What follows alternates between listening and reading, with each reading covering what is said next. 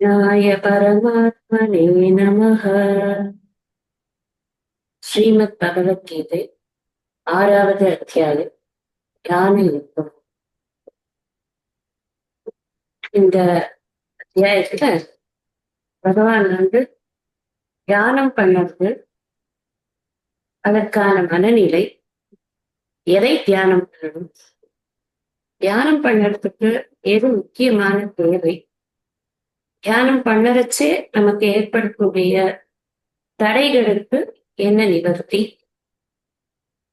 அந்த தடைகள்னால நமக்கு இந்த பிறவியிலேயே இந்த தியானத்தை முழுமையாக செய்து எய்த வேண்டியதை எய்த முடியவில்லை என்றால் அதற்கு என்ன உபாயம், இப்படி பல விஷயங்களை இந்த தியான யுகத்துல பகவானுக்கு சொல்றாருன்னு முன்னாடி சொல்றேன்.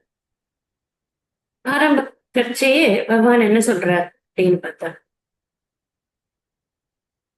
யார் ஒருத்தன் கிரியைகளை எல்லாம் விட்டுட்டானோ அதனாலேயே அவன் யோகி ஆவதில்லை. யார் ஒருத்தன் அக்னி காரியங்களை எல்லாம் விட்டுட்டானோ அதனாலேயே அவன் சந்நியாசி ஆவதில்லை. 2 விதமான வாழ்க்கை முறை அப்படிங்கிறத திரும்பவும் எடுத்துக்கிறார். சந்நியாச வாழ்க்கை முறை, கர்ம யோக வாழ்க்கை முறை. இந்த கர்மயோக வாழ்க்கை முறை எடுத்துக்கொண்டதனால் மட்டும் ஒருத்தன் கர்மயோகி என்று ஆகிவிட முடியுமா, அல்லது முக்திக்கு அவன் தகுதியாகிவிட முடியும்? சந்நியாச வாழ்க்கை முறையை எடுத்துக்கொண்டதால் மட்டும் அவன் முக்தன் என்று சொல்ல முடியுமா அப்படின்னு ஒரு பொதுவான ஒரு அபிப்பிராயம் இந்த வாழ்க்கை முறையே அதை கொடுத்து விடும் அப்படின்னு இருக்குதானே.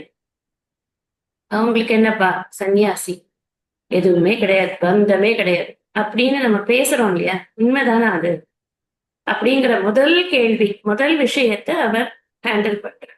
என்ன இருந்ததுன்னா இவர்களுக்கு அந்த தகுதி உண்டு. நாஸ்ருத கர்ம பலம். எந்த ஒரு கர்மாவை செய்யும் பொழுதும், ஒரு செயலை செய்யும் பொழுதும், அந்த செயலில் எந்த பலன்தான் எனக்கு வேண்டும் என்ற கர்ம பல நாட்டமானது யாருக்கு இல்லையோ அவனுக்குத்தான் இந்த வாழ்க்கை முறையை எடுத்துக்கொண்டதற்கான ஒரு பிரயோஜனமானது கிடைக்கும். வெறும் வாழ்க்கை முறையே அதை கொடுக்க முடியாது. இதை நாம நல்லா புரிஞ்சுக்கணும்.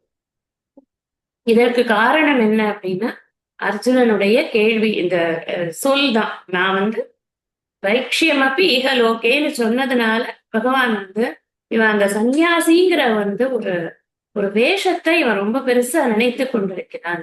அப்படி கிடையாது, அதுக்குள்ள நிறைய விஷயங்கள் இருக்கு, மனம் சம்பந்தப்பட்டது அப்படின்னு இவனுக்கு புரிய வைக்கணும். இந்த முழுக்க முழுக்க மனசுக்குத்தான் இந்த எக்ஸசைஸ் கம்ப்ளீட்டா, இந்த அத்தியாயம் கூட. அப்புறம் சொல்றாரு, எது சந்நியாசம்னு சொல்றோமோ அதுதான் யோகமும் கூட. ஆனா என்ன அந்த டிஃபரன்ஸ் அப்படின்னு சொன்னா, சங்கல்பத்தை சந்நியாசம் பண்ணணும். சங்கல்பம் அப்படிங்கிறது என்ன? எனக்கு இது இன்பம் தரக்கூடியது என்ற எண்ணத்தை யாதொரு பொருளிலும் வைக்கக்கூடாது. யாதொரு பொருளிலும் 42 பாயிண்ட் போல்டுல போட்டு அண்டர்லைன் பண்ணிக்கணும், அவ்வளோ பெருசா வச்சுக்கணும். எதுலையுமே சங்கல்பம்ங்கிறதே கிடையாது. இப்படித்தான் இருக்கணும், no, whatever it is, I will accept. இந்த வாழ்க்கையில ஒருத்தனோட சக்சஸ் எப்போ உறுதியாகும் அப்படின்னு சொன்னா, 2 விஷயம் இருந்தா தான் உறுதியாகும். ஒண்ணு அக்செப்டன்ஸ், இன்னொன்னு சரண்டர். இந்த ஈஸ்வர பிரணிதானம் அப்படின்னு சொல்றோம் இல்லையா, நியமத்தை கட்டாயமாக இது இறைவனுடைய கட்டளை, நான் அதை தான் நிறைவேற்றுகிறேன் அப்படிங்கிற ஒரு எண்ணமானது ஆழ் மனசுல பதிஞ்செடுத்து அப்படின்னு சொன்னா சரண்டர்ங்கிறது சொல்லாமலேயே வரும். அக்செப்டன்ஸ் சரண்டரை ஃபாலோ பண்ணி வரும். இது 2 இல்லை அப்படின்னா வாழ்க்கைங்கிறது பெரும் நரகமா போயிடும். ஏன்னா நாம எதை மாற்ற முடியாதோ அதை மாற்ற வாழ்க்கை முழுவதும் முயற்சி செய்து கொண்டிருக்கும். நிச்சயமாக நம்மால் மாற்ற முடியும். முன்னாடியே சொல்லியிருக்கேன், தயானந்த சரஸ்வதி சுவாமிஜியோட ஒரு அழகான மார்னிங் பிரேயர் இருக்கு. இறைவா, எதை என்னால் மாற்ற முடியுமோ அதை மாற்றுவதற்கான துணிவையும் சக்தியையும் கொடு. எதை என்னால் மாற்றவே முடியாதோ அது மாற்றவே முடியாது என்பதை நான் உணர்ந்து கொள்வதற்கான சக்தியை கொடு, ஏற்றுக்கொள்வதற்கான சக்தியை. மாற்ற முடிந்தது எது, மாற்றவே முடியாதது எது என்பதை பகுத்து அறியும் ஆற்றலை கொடு. எப்படி பகவான்கிட்ட பிரார்த்தனை பண்றது? இப்ப யாராவது இந்த மாதிரி பிரார்த்தனை பண்ண ஆரம்பிச்சோம்னு சொன்னா, பகவான் என்ன வேண்டான்னு சொல்ல போறாரா? கொடுக்க மாட்டேன்பார். எதையெல்லாமோ கேட்கிறோம் கொடுக்குறாரு. இதை கேட்டா கொடுக்க மாட்டாரா? எதை வேணும்னாலும் கொடுக்கறதுக்கு அவருக்கு பவர்ஸ் இருக்கு இல்லையா? வால் அறிவன் அப்படின்னு சொல்றோம். கேட்க வேண்டியது நமக்கு நம்மளுடைய சாமர்த்தியத்தை பொறுத்து. அதனால இந்த குஷலதா அப்படிங்கிறது நமக்கு தான் வேணும், சாமர்த்தியம் தான் வேணும். அடுத்தது சொன்ன யாருக்கு யோகத்துல ஒரு இது இப்ப யோகத்துல ஒரு ஒரு நிலையை பெற வேண்டும்னு நினைக்கிறாங்க, ஒரு நல்ல நிலையை பெற வேண்டும் நினைக்கிறாங்க, நிலைத்த யோக புத்தி இருக்கணும்னு நினைக்கிறாங்க. கர்மா தான் அவனுக்கு வழிப்பா.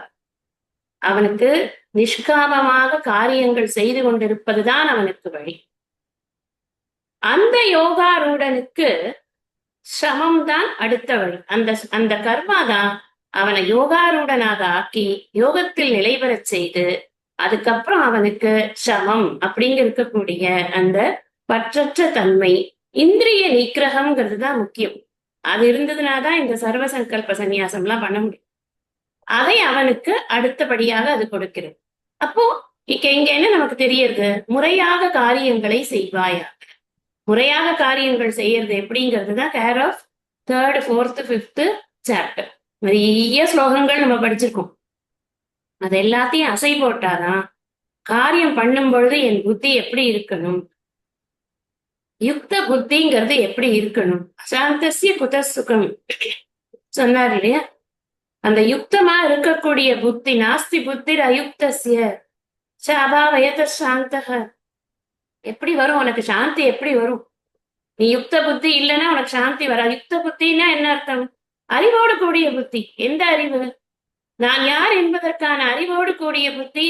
நான் அல்லாதவற்றை நான் என்று எண்ணாது.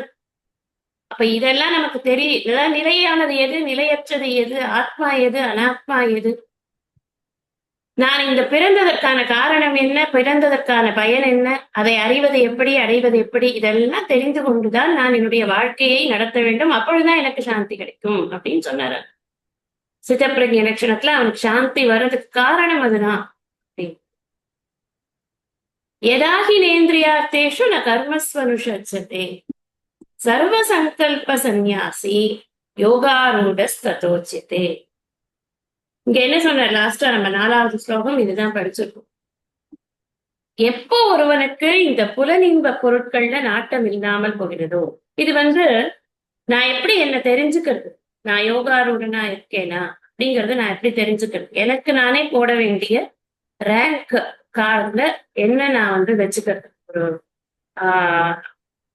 இதுதான் ஐடியல் ஸ்டேட் ஆஃப் மைண்ட் அப்படிங்கறத எப்படி தெரிஞ்சுக்கிறது அப்படின்னா, அதுக்குதான் பகவான் சொல்றார் இந்திரியங்கள், அதாவது இந்திரிய அர்த்தேஷு.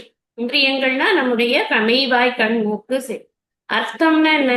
இந்த இந்திரியங்கள் அனுபவிக்கக்கூடிய பொருட்கள், உலகத்துல இருக்கக்கூடிய கண்ணுக்கான பொருட்கள், காதுக்கான பொருட்கள். காதுக்கான பொருட்கள்ங்கிறது சொல்லும் பொழுது ஸ்தூலமா இருக்கிற காதுக்கான பொருட்கள் மாத்திரம் இல்லை, காது கேட்கறது இல்ல அதுக்கான அந்த மாதிரியான விஷயங்கள், கண் பார்க்கறதுக்கான விஷயங்கள். இந்த இந்திரியங்கள் இதையெல்லாம் அனுபவித்து சுகம் பெறுகிறது இல்லையா? அதுதான் அந்த அர்த்தம் அப்படிங்கிறது. அர்த்தேஷுனா அந்த சுகம் தரக்கூடிய இந்திரியங்களுக்கு சுகம் தரக்கூடிய பொருட்கள். சுகம்னு நாமளா நினைத்து கொண்டிருக்கு. அதுல எல்லாம் அவனுக்கு நாட்டமே இல்லையோ, ஒரு பொருளை பொருளா பார்க்கிறோம். அவனுக்கு ரொம்ப பிடிச்ச ஜிலேபி, ஜாங்கிரி, லட்டு எல்லாம் வச்சிருந்தா கூட அவன் அத சர்க்கரையால் செய்த தின்பண்டங்கள் அப்படி பாக்குறான். பார்க்க முடியுமா? இது எப்படி கை உடனே போகுமே, பட்டுன்னு போய் எடுக்குமே அப்படின்னு டாக்டர் ஞாபகம் வருவாருங்க, பட்டுன்னு கையில போடுவாரு. சுகர் இருக்கு இவ்வளோ, உன்னை யாரையா சாப்பிட சொன்னது அப்படின்னு கேட்பாரு இல்லையா? அது ஞாபகம் வந்ததுன்னா அந்த கை போகிறது. இதெல்லாம் ஏதாவது ஒரு தடை இருந்ததுனாதான் போகக்கூடாது அப்படிங்கிறது கிடையாது. பொதுவாகவே எந்த பொருளை, உதாரணத்துக்கு இந்த ஸ்வீட் விஷயத்த சொல்ல, ஏன்னா அதுல ஈஸியா நம்ம டெம்ட் ஆறோங்கிறது. எல்லா விஷயமும் அப்படித்தான். நம்ம நினைத்து கொண்டிருக்கிறோம். பிரம்மோற்சவம் பார்த்தோம்னா அது ஒரு பெரிய விஷயம். நம்ம யாருமே நம்மள தப்பாவே நினைக்க மாட்டா. பிரம்மோற்சவம் பார்க்கிற ஆசை ஒரு உயர்ந்த ஆசை, அதுவும் ஆசைதான். அங்கேயும் சங்கல்பம் தான் இருக்கு. அந்த சங்கல்பத்தையும் தான் அவட சொல்ற. சங்கல்பம் அப்படின்னு மொத்தமா தான் போட்டிருக்காரே தவிர்த்து நீ இறைவனோட சம்பந்தப்பட்ட சங்கல்பங்கள் எல்லாம் உனக்கு குட் சங்கல்பா, நீ மத்த மனுஷங்களோட சங்கல்பங்கள்லாம் உனக்கு பேட் சங்கல்பா அப்படின்னு ஏதாவது பிரிச்சாரா என்ன? பிரிக்கவே இல்லையே. எப்படிப்பட்ட சங்கல்பமா இருந்தார்? நஹ்ய சந்நியஸ்த சங்கல்பம். அந்த சங்கல்பத்தை சந்நியாசம் பண்ணுற வரைக்கும் மனசு ஒன்னும் ஒரு நிலையில இருக்கவே இருக்காது. எதுக்காக இவ்வளவு சொல்லணும் மனசுக்கு? ஏன்னா நான் சொல்ல போறது தியானம். இந்த தியானத்துக்கு நான் ஒரு இடத்துல உட்காந்துக்கணும். நான் அப்படியே ரோட்ல நடந்துட்டே ஜாலியா நான் அப்படி வேடிக்கை பார்த்துட்டே தியானம் பண்றேன் அப்படின்னு யாராவது தியானம் அந்த மாதிரி பண்ண முடியுமா? சொல்ல போனால் எந்த காரியத்தை உள்ளார்ந்து செய்தாலும் அது தியானம்னு சொல்ற தியானத்துக்கான டெபினிஷன்ங்கிறது ஒரு பக்கம் இருந்தாலும், இங்க பகவான் உட்கார்ந்து செய்யக்கூடிய தியானத்தை தான் முழுமையாக பேசுறார். உட்கார்றதுங்கிறது இந்த உடம்பு உட்கார்றது மாத்திரம் இல்ல. நம்ம முன்னாடியே 3வது அத்தியாயத்துல பார்த்திருக்கோம். இந்த உடம்பு உட்கார்ந்துட்டு இருக்கும், மனசு ஊரை சுத்திட்டு உட்கார்ந்துருக்கும். அப்படிப்பட்ட ஒரு ஒரு இது அவனை மித்யாச்சாரன் அப்படின்னு படிச்சிருக்கோம் நம்ம. அந்த மித்யாச்சாரனா இருக்கக்கூடாதப்பா, நீ உட்கார்ந்தியானா உன் மனசும் உன்னோட சேர்ந்து உட்கார்ந்து விடணும். அப்படி உன்னுடைய மனம் ஆழ்ந்து அது தன்னுடைய ஸ்வஸ்தானத்துல இருக்கணும். அதான் ரொம்ப முக்கியம். தன்னில் தான் இன்புற்றிருப்பதுங்கிறது அதுதான். வேற ஒரு பொருளுக்காக ஏங்கி ஏங்கி மனம் தவித்துக் கொண்டு இருந்ததுன்னு சொன்னா, அப்போ இந்த மனசை ஸ்வஸ்தானத்துல வைக்கிறதுங்கிறது ரொம்ப சிரமம். அதனாலதான் பகவான் இத்தனை விஷயம் சொல்றார். எப்பொழுது நாட்டம் இல்லையோ அதற்குரிய செயல்களிலும் கூட நாட்டம் இல்லை. எனக்கு நாட்டம்லாம் இல்ல, எனக்கு எதுவும் இன்பம் தரும் அப்படின்லாம் நான் நினைக்கல. ஆனா நான் போய் அதை ஜஸ்ட் போய் பார்த்துட்டு அப்படியே போய் ஒரு டச் பண்ணிட்டு வந்துடவா? நான் சாப்பிட மாட்டேன், ஜஸ்ட் டச் பண்ணு. நான் அதை கிள்ள மாட்டேன், ஆனா அந்த பூவை போய் தொட்டுட்டு வரும். எதுக்குங்கிறேன். அதான் பகவான் கேட்கிறேன், நான் கேட்கிறேன் எதுக்குன்னு. அந்த செயல்ல கூட உனக்கு நாட்டம் இல்லாமல் இருக்கிறதா? நீ அசையாம இருக்கியா? பெரிய ஒரு விஷயம் உனக்கு ரொம்ப பிடிச்சது, உனக்கு பூர்வ வாசனையினால ரொம்ப பிடிச்சதாவே இருக்கட்டுமே. அப்படி இருந்தா கூட அசையாம அதை பார்க்கறதுக்கு உன்னால முடியறதா? ஜர்க்கே இல்லையா மைண்ட்ல? இதெல்லாம் யாருக்கு யார் சொல்றது? நாம போய் இன்னொருத்தர் மனசை அனுமார் திறந்து காத்த மாதிரி எல்லாரையும் திறந்து காட்டுன்னு பார்க்க முடியுமா? யாரும் யாரையும் திறந்து காட்ட முடியாது, யாரும் யாரையும் பார்க்க முடியாது.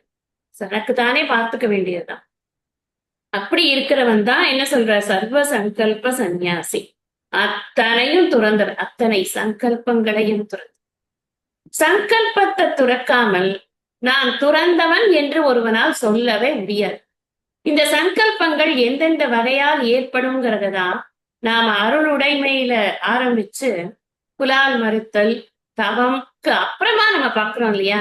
கூடா ஒழுக்கம், கள்ளாமை, வாய்மைங்கிறத மனசுக்குள்ள பொய்யாமைன்னு புரிஞ்சுக்கும். பொய்யாமை, அதுக்கப்புறம் வெகுளாமை, இன்னா செய்யாமை. இப்ப நாம அதுக்கு அடுத்தது கொல்லாமை. இவ்வளவு விஷயமும் தான் இந்த சங்கல்பம் அப்படிங்கிறதுக்குள்ள இருக்கு. இதெல்லாம் தான் சங்கல்பத்தை தூண்டக்கூடியது. அதுதான் அழகா அங்க கொண்டு வச்சிருக்க வள்ளுவர். அப்ப இதெல்லாம் சங்கல்பத்தை தூண்டக்கூடியது. அப்படி தூண்டக்கூடிய விஷயங்கள் இதெல்லாமே நான் விட்டுடுறேன். எனக்கு எந்த பொருளாலும் என் மனம் சலனமே படாது. அப்படி இருக்கிறாயா நீ? அப்பொழுது யோகாரூடக. யோகாரூடக அப்படிங்கிறது ரொம்ப இம்பார்ட்டன்டான. ஏன் யோகாரூடனா நான் ஏன் ஆகணும்? நான் ஏன் தகுதி பெறணும்? ஏன்னா நான் தகுதி பெற்றால்தான், அந்த தகுதியை கொண்டுதான் நான் தியானத்தை செய்யணும். தியானத்திற்கு நான் தகுதி பெற வேண்டும். ஒருத்தர் பேசணும் அப்படின்னு சொன்னா ஸ்பீச் அப்படிங்கிறது ஒரு சாதாரண விஷயம் இல்லை இல்லையா? அதுக்கு நிறைய பயிற்சி எடுத்துக்க வேண்டியிருக்கு, நிறைய நோட்ஸ் எடுக்க வேண்டியிருக்கு, யாராவது பேசுறவங்ககிட்ட பேசி காட்ட வேண்டியிருக்கு. ஒரு வெளிப்படையாக காட்டக்கூடிய ஒரு திறமை, ஒரு பாட்டு, ஒரு டான்ஸ், எல்லாத்துக்குமே பயிற்சி தானே ரொம்ப முக்கியம். அதே போலத்தான் நான் தியானம் செய்ய வேண்டும் அப்படின்னா எனக்கு எந்த அகப்பயிற்சி என்னை தியானத்திற்கு நிலையாக என்னை உட்கார வைக்கும் அப்படின்னா ஒரே ஒண்ணுதான் சொல்றார் பகவான். ரொம்ப நிறையவே சொல்லல, நீங்க பாத்தீங்க. சங்கல்பத்தை சந்நியாசம் பண்ணு. இந்த சங்கல்பம் தான் என்ன ஆகுதுன்னா கர்ம பல ஆசிரித்தமாக உன்னை மாற்றுகிறது. முதல் ஸ்லோகத்தில் சொன்னார் இல்லையா? அனாசிரித கர்ம பலம். கர்ம பலத்துக்கு ஆசைப்படக்கூடியது எதனால்னா அந்த பொருள் எனக்கு இன்பத்தை கொடுக்கும் அப்படின்னு நினைக்கிற அந்த சங்கல்பத்தினால மட்டும்தான். அதனாலதான் அத சங்கல்பத்தை சந்நியாசம் பண்ணு. ரொம்ப சட்டுல அழகா யோசிச்சு எவ்வளவு நுணுக்கமாக நம் மனதை ஆராய்ந்திருந்தால் சாஸ்திரம் இதெல்லாம் சொல்லும் யோசிச்சு பாரு. இது நான் ஈஸி கிடையாது. வேதாந்தம் படிக்கிறது அப்படிங்கிறது ரொம்ப ஈஸி கிடையாது. இப்ப உட்கார்ந்து கொண்டிருக்கக்கூடிய அனைத்து பேர்களின் மனமும் இங்குதான் இருக்கிறது, கிருஷ்ணர் சொல்லும் இந்த சொற்களில் தான் இருக்கிறதுன்னு சத்தியம் பண்ண முடியுமா? முடியாது. ஒரு ஒரு ஒரு ஒரு மைண்டுக்கு ஒரு ஒரு ப்ரீ ஆக்குபேஷன் இருக்கு. வேதாந்தம்ங்கிறது இந்த ப்ரீ ஆக்குபேஷன் எல்லாத்தையும் தூக்கி ஒரு ஓரமா வச்சுட்டு அதுக்கப்புறம் உட்கார்ந்து ஆக்குபேஷனே இல்லாத தன்னை பற்றி நினைக்கிறதுக்காக, தன்னை பற்றி அறிவதற்காக கொடுக்கும் நேரம். அது நமக்கு புரிய மாட்டேங்குது. அது புரிஞ்சுது அப்படின்னு சொன்னா, அப்போ இதுக்கு நேரம், அது புரிஞ்சது, அதுல ருச்சி ஏற்பட்டதுன்னு சொன்னா, நேரம் மற்றவற்றில் குறையும். இந்த உலகத்தை பார்ப்பதில் உள்ள இச்சை குறையும். உலகத்தை அனுபவிப்பதில் உள்ள இச்சை குறையும். உலகத்தை அனுபவிப்பதுங்கிறச்சே உறவுகள் எல்லாத்தையும் சேர்த்துக்கோங்க. ஒரு வேர்ட் சொன்னா அந்த ஒரு வேர்ட்லயே ஸ்டக் ஆயிடக்கூடாது. உலகம் என்பது உறவுகள் எல்லாவற்றையும் சேர்த்துதான். நம்முடைய பொசஷன்ஸ் அனுபவிக்கிறது, நம்முடைய ஆப்ளிகேஷன்ஸ் எல்லாத்தையும் நம்ம சாட்டிஸ்ஃபை பண்றது, நம்மளுடைய டிரான்சாக்ஷன்ஸ் எல்லாத்தையும் நம்ம நினைச்சு நினைச்சு பார்த்து கொண்டு அதை விருத்தி பண்ணி கொண்டும் குறைக்கிறேன் என்ற பேர் வழியில் வேறு வேறு விதமாக வைத்துக் கொண்டும் ஏதோ ஒரு வகையில் இந்த உலகத்தோடு உள்ள தொடர்பு நமக்கு போகிறதே கிடையாது இல்லையா? அதெல்லாம் போகிறதுக்காகத்தான் இந்த சர்வ சங்கல்ப சந்நியாசம் அப்படிங்கிற விஷயத்த பகவான் முன்ன எடுத்து வைக்கிற ஏத்தியா இருக்கான். எதுவுமே கண்டுக்கிறது கிடையாது அப்படிங்கிற விஷயத்திற்கும் இவருக்கு அந்த செயலினால் ஏற்படக்கூடிய பலனில் நாட்டமில்லைங்கிற விஷயத்திற்கும் மிகுந்த டிஃபரன்ஸ் இருக்கு. நல்லா புரிஞ்சுக்கணும் இந்த விஷயத்த. நான் என்ன சொல்லியிருக்காங்க கீதா கிளாஸ்ல, எதுலையுமே தலையிடக்கூடாது. நான் பாட்டுக்கு எது நடந்தாலும் நான் அதை பத்தி கவலைப்படாம இருக்க நான் பயிற்சி பண்ணி கொண்டிருக்கேன். அது கிடையாது. என்ன நடக்கிறதோ அந்த நடக்கக்கூடிய விஷயங்கள் அனைத்தும் இறைவனுடைய கட்டளையின் பேரில் தான் நடந்து கொண்டிருக்கிறது. நான் இறைவனுடைய கட்டளைகளை நிறைவேற்றி கொண்டிருக்கிறேன். அதே சமயத்தில் எனக்கு இட்ட கடமையில் நான் தவறாமல் அதை செய்து கொண்டிருப்பேன். கடமையை செய்யும் பொழுது அதில் ஏற்படக்கூடிய பலன்களில் எனக்கு யாதொரு நாட்டமும் இல்லை. அர்ஜுனனுக்கு பொருத்தி பாத்தீங்க அப்படின்னு சொன்னா, க்ஷத்ரியனுடைய கடமை போர்க்களத்தில் போரிடுவது. அவன் போரிடும் பொழுது யார் மேல அம்பு போடுறாங்கிறத பார்க்க கூடாது. ஒரு பாடி அந்த பாடி மேல அம்பு போடுறான், அவ்வளவுதான். இதையே நமக்கு பொருத்தி பார்த்தோம் என்று சொன்னால், யாரிடம் இன்ட்ராக்ஷன் அப்படிங்கிறது இல்ல. நான் அந்த இன்ட்ராக்ஷன் போது நம்மளுடைய ரோல் பிளே என்ன, அந்த ரோல் பிளேக்கு நம்ம ஜஸ்டிஃபை பண்றோமா இல்லையா, அதுதான் நமக்கு இருக்கக்கூடிய ஆட்டிடியூடாக இருக்கும். இதெல்லாம் தான் நம்ம நம்ம அர்ஜுனன் இல்லையே, நான் தான் போர்க்களத்திலேயே இல்லையே, எனக்கு தான் இதெல்லாம் கிடையாதே அப்படின்னு நாமளா நம்மள சமாதானப்படுத்திக்கிறதுக்காக இந்த சாஸ்திரத்தை உட்கார்ந்து இப்படி படிச்சு கொண்டு இருக்கு. நம்மளுடைய ஒவ்வொரு நாளின் ஒவ்வொரு நிமிடமும் ஒரு போர்க்களத்தில் இருக்கக்கூடிய நாட்கள், நிமிடங்கள் அப்படிங்கிறத புரிந்து கொண்டுதான் நாம இதை படித்துக் கொண்டு இருக்கணும். எப்ப நமக்கு இந்த சுத்தி இருக்கக்கூடிய விஷயங்களில் இருக்கக்கூடிய பற்று என்பது போகிறதோ, அந்த பற்று போகும் பொழுதுதான் நமக்கு வீடு பேற்றை பற்றிய நினைவானது ஜாஸ்தி ஆகும். பற்று இருக்க இருக்க இருக்க அதுக்குள்ளதான் நம்ம மனசு உழன்று கொண்டே இருக்கும். அதுல இருந்து வெளியில வரவே முடியாது. பற்றை நீக்குவதுதான் நம்முடைய முதல் பணி அப்படிங்கிறத நம்ம புரிஞ்சுக்கணும். மற்றது பற்று உற்றது வீடு அப்படின்னு சொல்லியிருக்கா இல்லையா? அந்த கரணம் அடங்க துறப்பதுவே அன்று எந்த துறவும் நன்று எந்தாய் பராபரமே அப்படின்னு சொல்ற. எந்த துறவினும் நன்று எந்தாய் பரா, அந்த கரணம் அடங்க துறப்பதுவே எந்த துறவினும் நன்று. நான் இதை விட்டுட்டேன், அதை விட்டுட்டேன், நான் இன்னில இருந்து ஸ்பெக்ஸ் போட்டுக்க மாட்டேன், ஸ்பெக்ஸ் துறவு, கண்ணே பார்க்கவே வேண்டாம். இல்ல நம்ம நல்லதா போச்சு, கண்ணாலதான் எனக்கு பிரச்சனை, அதனால நான் கண்ணே பார்க்கவே வேண்டாம், நான் கண்ணை மூடிட்டே உட்காந்துருக்கேன். இந்த துறவெல்லாம் துறவில்லப்பா. நீ ஸ்பெக்ஸ எடுத்ததுக்கு அப்புறம் உன் மனசு இதை பார்க்கலையே ஏங்கிறது இல்ல. அந்த கரணத்தோட துறவை நீ பயிற்சி பண்ணு, அதான் உனக்கு எந்த துறவை காட்டிலும் நன்று. ஒரு எக்ஸாம்பிள் வச்சு சொல்றேன், அதை புரிய. அதனால நம்ம வெளிப்படையான இந்த துறவுகள் முதல் இதுலயே சொல்லிட்டேன், நிரக்னிகி சன்னியாசி. வெறும் அக்னி காரியத்தெல்லாம் விட்டாச்சு, இனிமே அவனுக்கு அக்னி காரியமே கிடையாது, அதனால அவன் ஒரு சன்னியாசி அப்படின்னு சொல்லிட முடியுமான்னா இல்லப்பா. உள்ளுக்குள்ள அவனுடைய மனம் குமைந்து கொண்டு இருந்தது என்றால் அவனுக்கு சந்நியாசம் பலிக்கவில்லை என்றுதான். இப்போ பகவான் அடுத்தது சொல்ல போறார். யாராவது நம்மளுக்கு ஒரு அசிஸ்டன்ட் வச்சுக்கலாமா இந்த விஷயம் எல்லாம் பண்றதுக்கு? இப்பதான் நமக்கு இந்த பிரசன்ட் வேர்ல்டுல நம்ம நிறைய பார்க்கிற விஷயம் என்ன? Out sourcing. யாராவது ஒருத்தர் இந்த பேர் நீங்க இதை வாங்கிட்டு வந்துருங்க அப்படியே ஒரு ஆப்பை போட்டோம்னா டக்குன்னு வாங்கிட்டு வந்துரு. நம்ம போக வேண்டாம். நம்ம இறங்கி சல்ப்பை போட்டுட்டு நடந்து கடையில போய் நின்று காசு கொடுத்து பில் போட்டு எல்லாம் வாங்கி வர்றது நம்மளுக்கு ஒரு டைம் வேஸ்ட் தானே. நம்ம என்ன பண்றோம்னா அவுட் சோர்ஸ் பண்றோம். எந்த வேலையா இருந்தாலும் அவுட் சோர்ஸ் பண்றோம். இந்த வேலையெல்லாம் இவங்க பண்ணிடுவாங்க, நம்ம அதை வாங்கி என்ஜாய் அது மாதிரி பண்ணலாமா அப்படின்னு யாராவது கேட்டிருந்தா பகவானோட பதில் அடுத்த ஸ்லோகத்தை நம்ம படிக்கலாம்.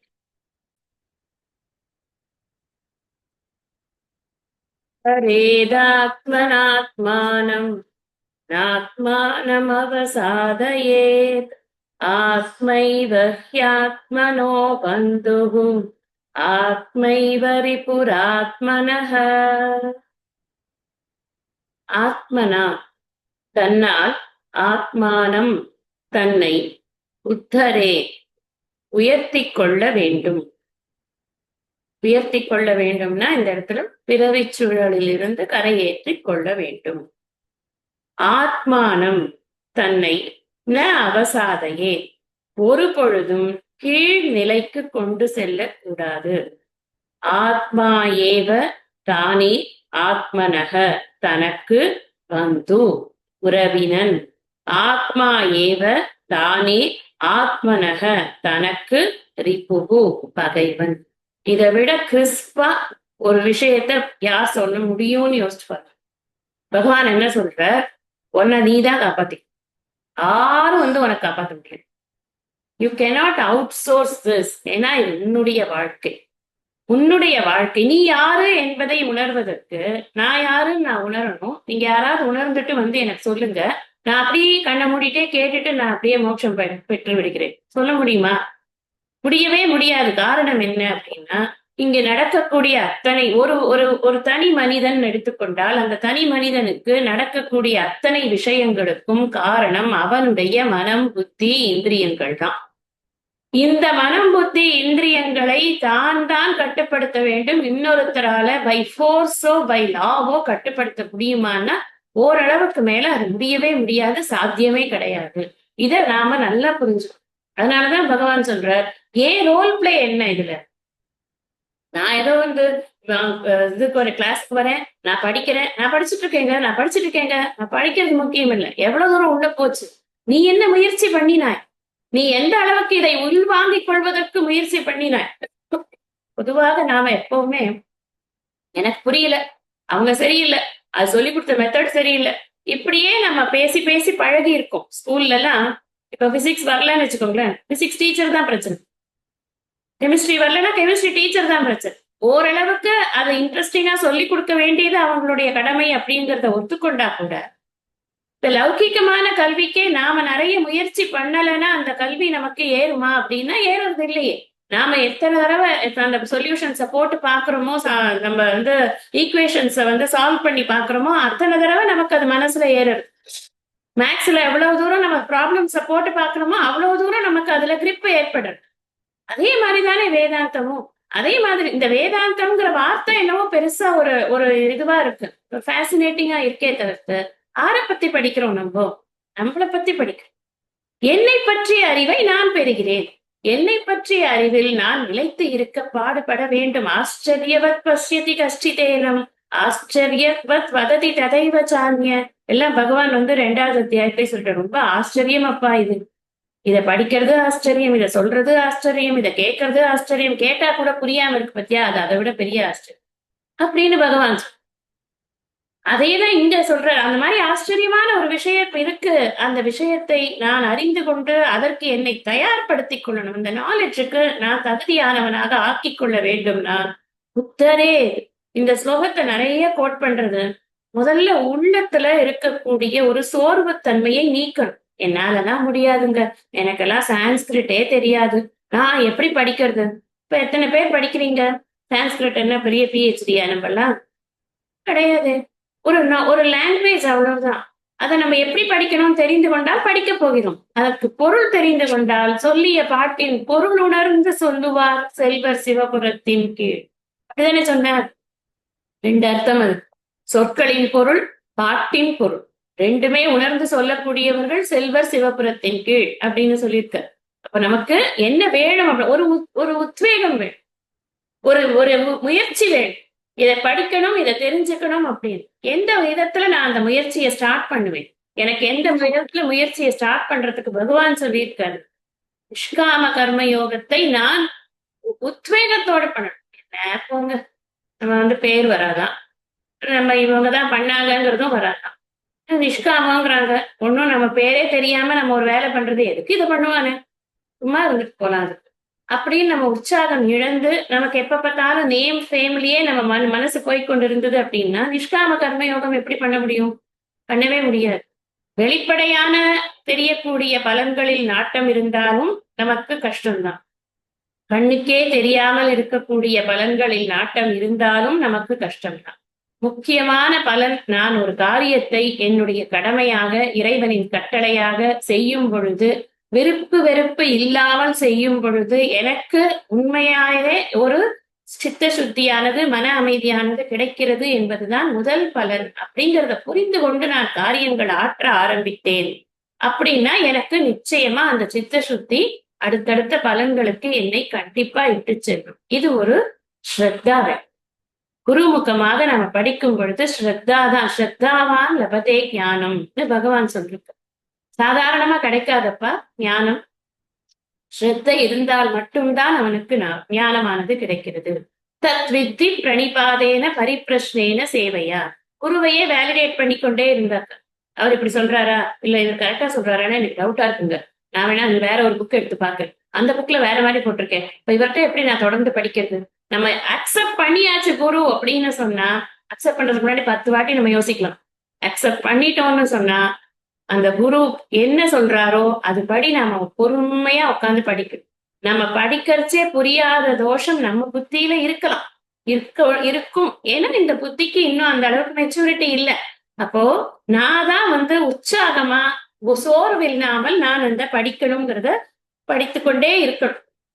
எத்தனை நாளைக்கு படிக்கணும்னாக்க for a length of time அப்படின்னு சொல்லியிருக்க தயானந்த சரஸ்வதி சுவாமி. இன்னைக்கு படிச்சுட்டா நாளைக்கு முக்தி அடைஞ்சிருவோமாண்ணா? என்ன கிராஷ் கோர்ஸ் ஒரு 3 monthsல முடிச்சு கொடுக்குறீங்களா கொஞ்சம் பகவத்கீதை அப்படின்னு பண்றாங்க. இப்போ நிறைய பேர் 18 days பகவத்கீதா சாண்டிங் சொல்லி கொடுப்பாங்களா இருக்கும், இல்ல இது சொல்லி கொடுப்பாங்களா இருக்கும், ஒரு சாப்டர் அப்படியே சம்மரைஸ் பண்ணி சொல்லுவாங்களா இருக்கும். நான் எதையுமே இதுவா சொல்லல. இது எந்த அளவுக்கு எனக்கு பிரயோஜனப்படுறது நான் தான் டிசைட் பண்ண. ஆத்மனே ஆத்மா, நான் எனக்கு தான், நான் தான் தனக்குத்தானே அப்படின்னு தானே போட்டிருக்கு. ஆத்மனா தன்னால், ஆத்மானம் தன்னை உத்தரே உயர்த்தி கொள்ள வேண்டும். நான் இந்த பிறவி சுழலில் மாட்டிக்கொள்ளாமல் இருக்க வேண்டும், இதுல இருந்து நான் வெளியில போகணும் அப்படின்னு சொன்னா மீண்டும் மீண்டும் பிறந்து இறக்கக்கூடிய இந்த இழிவான இந்த பிறவிக்கு நான் வரவே கூடாது. எப்பொழுதும் யாண்டும் நிலைத்த இன்பத்தில் நான் நிலைத்து இருக்க வேண்டும்னு சொன்னா நான் தான் என்ன ப்ரொடெக்ட் பண்ணிக்கணும். வேற யாராவது வந்தெல்லாம் எனக்கு அந்த ப்ரொடெக்ஷனை கொடுக்க முடியாது. Protection only through knowledge. அதை நல்லா புரிஞ்சு. ப்ரொடெக்ஷன் த்ரூ எந்த ஒரு மெத்தட்லயும் நிலைக்காது. அறிவினால் மட்டும்தான் என்னை காப்பாற்றிக் கொள்ள வேண்டும். அதுக்கு நான் என்ன பண்ணணும்? படிக்கணும். படிக்கிறதுக்கு என்ன வேணும்? மைண்ட் வேணும். மைண்ட் எப்படி இருக்கணும்? மைண்டு அமைதியா இருக்கு. மைண்ட் அமைதியா இருக்கணும்னா என்ன பண்ணணும்? நிஷ்காமமாக என்னுடைய காரியங்களை செய்யணும். நிஷ்காமமாக நான் காரியங்கள் செய்வதற்கு நான் எப்படி என்னுடைய பழக்க வழக்கங்களை வைத்துக் கொள்ள வேண்டும். சமதம திதிக்ஷா, சமாதானம், ஸ்ரத்தா இதெல்லாம் வளர்த்து கொள்ள வேண்டும். நான் இப்ப சொன்னது பூரா ஒரு கன்சைஸ் பண்ணி இப்ப சொல்றேன். இப்ப இது ஒரு ஸ்டெப் பை ஸ்டெப்பா நம்ம மனசை நம்ம பழக்கிக்கணும். எனக்கு முதல்ல நித்திய அனித்திய விவேகம் தெரியறதுங்கிறதே இந்த பிறவியில எனக்கு கிடைச்ச பெரிய வரம்னு நான் புரிஞ்சுக்கணும். அதுவே எனக்கு பூர்வ புண்ணியத்தினாலதான் கிடைக்குது. அதுக்கப்புறம் தான் நான் யோசிக்க ஆரம்பிக்கும். அதுக்கப்புறம் தான் விவேக வைராக்கியம் எனக்கு வருது. அதுக்கப்புறம் சமதமாதி உபராதி உபரமாதிகள்லாம் நான் பிராக்டிஸ் பண்றேன். குருமுகமாக நான் படிப்பதற்காக நான் அரும்பாடு படுகிறேன். டயத்தை கொடுக்குறேன். நிறைய டயத்தை நான் இதுக்குன்னு ஸ்பெண்ட் பண்றேன். நான் இதுக்கு முன்னாடி கொடுத்த விஷயங்களுக்கான டயத்துல இருந்து பிடுங்கி எடுத்து நான் இதுக்கு கொடுக்குறேன். செல்ஃப் எஃபர்ட் ரொம்ப ரொம்ப ஏன் எஃபர்ட் இல்லாம நான் ஒண்ணும் பண்ண முடியாது.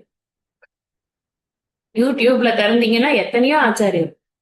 நீங்க எல்லாருமே 1 hour கிளாஸஸ் நிறைய இருக்கு. எல்லாத்தையும் எல்லாரும் கேட்க முடியுமா? கேட்கிறாங்களா?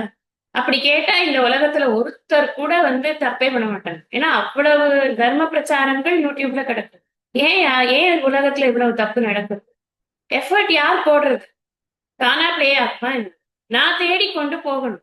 நான் தேடி அதை தெரிஞ்சு கொண்டு குருவை அடைந்து நான் தானே பண்ணணும். அதனால செல்ஃப் எஃபர்ட்ங்கிறது ரொம்ப முக்கியம்.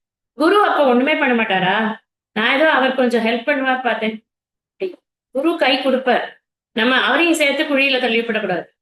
நம்ம அந்த கை கொடுக்கறத யூட்டிலைஸ் பண்ணிக்கொண்டு அவர் எந்த அளவுக்கு நமக்கு சொல்லி கொடுக்கிறாரோ அதை செல்ஃப் ஸ்டடியை நிறைய இன்க்ரீஸ் பண்ணும். செல்ஃப் ஸ்டடினா அவர் சொல்லாத விஷயங்களை படிக்கிறதுங்கிறது செல்ஃப் ஸ்டடி கிடையாது. அவர் இன்னைக்கு ஒரு சாப்டர் எடுத்திருக்காரு அப்படின்னு அந்த சாப்டரை திரும்ப திரும்ப படிக்கிறது தான் செல்ஃப் ஸ்டடி.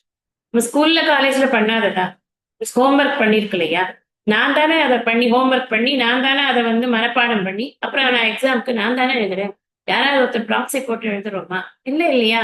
இதுக்கு மட்டும் எதுக்கு இன்னொருத்தர் பண்ணணும்? நாம எல்லாரும் என்ன தப்பு நம்ம நினைக்கிறோம் அப்படின்னு சொன்னா பொதுவான தவறு, நான் இறைவனை சரணடைந்து விட்டேன், இறைவன் என்னை பார்த்துக்கொள், எனக்கு நான் என்னுடைய முயற்சி என்பது இதில் எதுவுமே இல்லை. I am so humble. No, you are arrogant, you are not humble.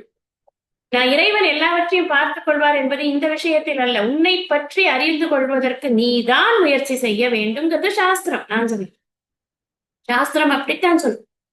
நீ நிறைய முயற்சி எடுக்கணும்ப்பா. ஏன்னா நீதான் சறுக்கி சறுக்கி விழுவ. அந்த சறுக்கி விழும் பொழுது நான் சறுக்கி விழுந்திருக்கிறேங்கிறத உணர்ந்து திரும்ப எழுந்து வர்றதுங்கிறது. குரு எல்லாத்தையும் மைக்ரோ மேனேஜ்மெண்ட்லாம் பண்ண மாட்டார். தினம் நீ இன்னைக்கு காத்தால எத்தனை இட்லி சாப்பிட்ட, நீ தண்ணி குடிச்சிய, நீ எத்தனை மணிக்கு பாராயணம் பண்ணீங்க, நீ எவ்வளவு ஸ்லோகம் பாராயணம் பண்ணீங்க, கமான் நீ இப்ப கண்ணை முடின்னு சொல்லி காட்டு, இப்படி எல்லாம் குரு பண்ண முடியுமா? சான்ஸே கிடையாது. இதெல்லாம் நாமளே நம்மளுக்கு பண்ணிக்க வேண்டிய விஷயங்கள். அதனாலதான் சொல்றேன், உத்தரே ஆத்மன் ஆத்மா. நான் என்னை உத்தாரணம் பண்ணிக்கணும். உத்தாரணம் பண்றது அப்படின்னா எழுப்பிக் கொள்றது. நான் தூங்கிக் கொண்டிருக்கக்கூடிய என்னை விழித்துக் கொண்டு என்னை நானே இந்த இந்த சாஸ்திரத்திற்கு தயத்தை அதிகமா கொடுத்து என் மனதை நான் பக்குவப்படுத்தி கொண்டு சாஸ்திரத்தை படிக்கிறது. எத்தனை வயசானாலும் பேரன், பேரனுக்கு பேரன், பேரனுக்கு பேரனுக்கு பேரன், அவர்கள் வாழ்க்கையில நடக்கக்கூடிய எல்லா விஷயங்களும், அவர்கள் ஸ்கூலுக்கு சேரணும். அப்புறம் அவங்க ஸ்கூலுக்கு சேர்ந்த உடனே அவங்களுக்கு டிகிரி கிராஜுவேஷன் டே, அந்த டே இந்த டே எல்லாத்தையும் நான் அட்டென்ட் பண்ணணும். எல்லாத்துக்கும் நான் நேர போகணும். எல்லாத்தையும் நான் போய் பார்க்கணும். அவன் அந்த ஊர்ல இருந்தா நான் போகணும், இந்த ஊர்ல இருந்தா நான் போகணும். எல்லாம் நம்ம பண்ண முடியுமா? பண்றது நல்லதா? எத்தனை தூரத்துக்கு இந்த பற்றை வளர்த்துக் கொள்வது? எவ்வளவு நாட்கள் இந்த பற்றை வளர்த்துக் கொள்வது? அப்ப எப்ப நான் எனக்காக வேலை செய்யும்? எனக்காக நான் எப்ப டைம் ஒதுக்குறது?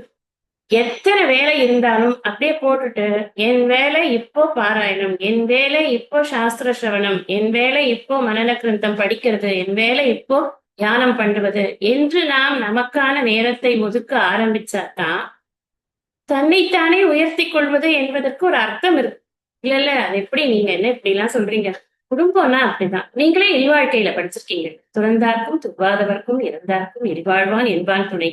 அப்படியெல்லாம் நம்ம சமாதானப்படுத்திக்கிறது அப்படிங்கிறது இந்த குறிக்கோள் மனதில் வந்ததுக்கு அப்புறம் சரி கட்டு. எல்லாத்துக்கும் டைம் மேனேஜ்மெண்ட் நாம தான் பண்ணணும். இது எந்த அளவுக்கு பண்ணணும், இதுக்கு எந்த அளவுக்கு கொடுக்கணும்.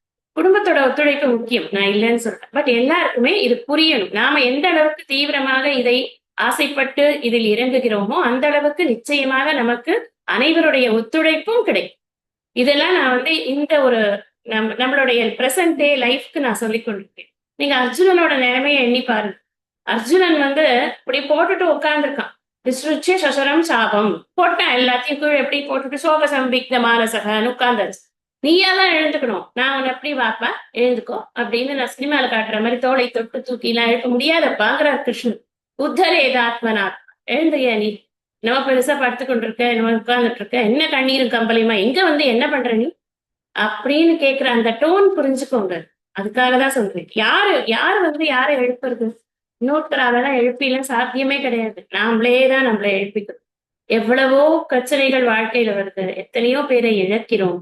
வாழ்க்கையை பலகாலம் பயணித்து நம்மோடு கூடவே இருக்கக்கூடியவர்களை இழக்கிறோம்.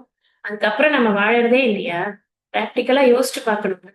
நம்ம வாழறோமா வாழல? அடுத்த வேளை நமக்கு டீயோ காஃபியோ வேணுமா வேணாமா? கட்டாயம் வேணும். ஒண்ணுமே வேண்டாம், ஒரு சாதாரண விஷயம். அன்னைக்கு ராத்திரி தூங்கக்கூடாதுன்னு சொன்னா தூக்கம் வராம இருக்கா? எத்தனை பேர் தூங்காம இருந்திருக்கும்? கிடையவே கிடையாது. இயற்கையாக வரக்கூடிய அத்தனை விஷயங்களும் வந்து கொண்டுதானே இருக்கிறது. அப்போ இது எல்லாம் எப்படி வருதோ அது மாதிரி நம்முடைய மனதை கட்டுப்படுத்தி நாம் நம்மை ஏற்றிக்கொள்ள முடியும் என்பதற்கான உத்வேகமும் ஊக்கமும் கூட நமக்கு தான் வரும். உள்ளம் உடைமை உடைமை பொருளுடைமை நில்லாது நீங்கிவிடும் சொன்னார். வெள்ளத்தனைய மலர் நீட்டம் மாந்தர்தம் உள்ளத்து அணையது உயர்வு. அந்த இடத்துல உள்ளம்ங்கிறது என்ன? நம்முடைய ஊக்கத்தை பொறுத்துதான் உயரும். ஏதோ போறேன், கிளாஸுக்கு போறேன், பார்க்கலாம், கிளாஸ் தெரிஞ்சதுன்னா முடிஞ்சதுன்னா மோட்சம் கிடைக்கும் சொல்றாங்க. அப்படி அப்படி கிடையாது. It is not a belief of others, it is a ஸ்ரத்தா ஆஃப் மைண்ட். அதான் ரொம்ப முக்கியம். இது ஒரு ஒரு ஒரு இது சொன்னார் சுவாமிஜி. ஒருத்தர் ரொம்ப வருஷம் பாகவதம் சொல்லிக்கொண்டே இருந்தார். ஒருத்தர் கேட்டாராம் அவர்கிட்ட, நீங்க இவ்வளவு வருஷம் பாகவதம் சொல்றீங்களே, இந்த பரீட்சித் மகாராஜா 7 நாள் கேட்டு மோட்சம் அடைஞ்சிட்டாரு, நியாயமா பார்த்தா நீங்க எப்பயோ மோட்சம் அடைஞ்சிருக்கணும்ல அப்படின்னு சொல்லி. அவர் சொன்னாராம், பரீட்சித்துக்கு இருந்த மனசு எனக்கு இல்லையப்பா, இந்த அறிவு தெளிவு எனக்கு இல்லையப்பா, அவனுக்கு இருந்த இந்த தயார் மனநிலை எனக்கு இல்லையப்பா, அதனாலதான் நான் சொல்லிக் கொண்டிருக்கேன். எவ்வளவு ஒரு இது பாருங்க, ஒரு ஹானஸ்டான டிக்ளரேஷன்.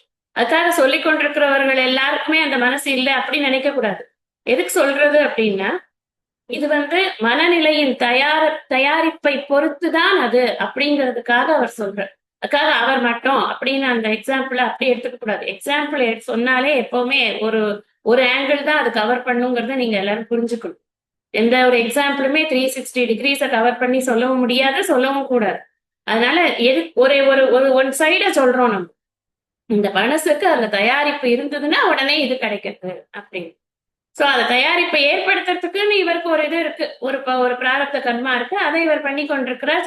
சளைக்காம பாகவதத்தை தொடர்ந்து சொல்லிக்கொண்டே இருக்கிறார் அப்படிங்கிறது தான் நம்ம புரிஞ்சு. அதனால இன்னொரு விஷயம் என்னன்னா, எனக்கு ஒரு உத்வேகம் கொடுக்கணும் அப்படின்னு சொன்னா அது அந்த சியர் ஃபேக்டர் அப்படின்னு நம்ம சொல்றோம். இந்த சியர் ஃபேக்டர் எல்லாம் வெளியிலேந்து வந்தா அது அந்த அளவுக்கு நமக்கு நிலைத்து தங்காது. இப்போ நம்ம இதுல எல்லாம் பார்க்கணும், கிரிக்கெட்ல எல்லாம் பார்க்கணும், சியர் லீடர்ஸ் சியர் கேர்ள்ஸ் என்னமோ சொல்றாங்க, அதெல்லாம் ஹாஹான் கத்தரும். அதனாலதான் அவங்க ஆடுறாங்கன்னு நீங்க நினைக்கிறீங்களா? அதனாலதான் அவங்க யாரை சியர் பண்றாங்கன்னா பாக்குறவங்களதான் சியர் பண்ணி கொண்டு இருக்கிறாங்க. ஆடுறது அப்படிங்கிறது அவங்களுடைய திறமையை பொறுத்து, அவங்களுடைய முயற்சியை பொறுத்து, அவங்க போடுற எஃபர்ட்டை பொறுத்து தானே ஆடுறாங்க. அதே மாதிரிதான் மற்றவர்கள் நம்மள என்ன சொல்றாங்க அப்படிங்கறத விட, நான் இது பண்றது எப்படி இருக்கு, எனக்கு என்னை நான் உத்தாரணம் பண்ணி கொள்வதற்கு என்ன செய்ய வேண்டும், அதற்கு நான் இந்த முயற்சிகளை செய்கிறேனா, இந்த உலகத்திலேயே உழன்று கொண்டே இருக்கிறேனா, அல்லது இந்த உலகத்திலிருந்து நான் விடுபட்டு இந்த உத்தமமான இந்த சாஸ்திரத்தை படிப்பதற்காக நான் இது முயற்சியாக செய்கிறேன், அந்த முயற்சியில் நான் எந்த அளவுக்கு வெற்றி பெற்று இருக்கிறேன். இதெல்லாம் நமக்கு ரொம்ப முக்கியம்.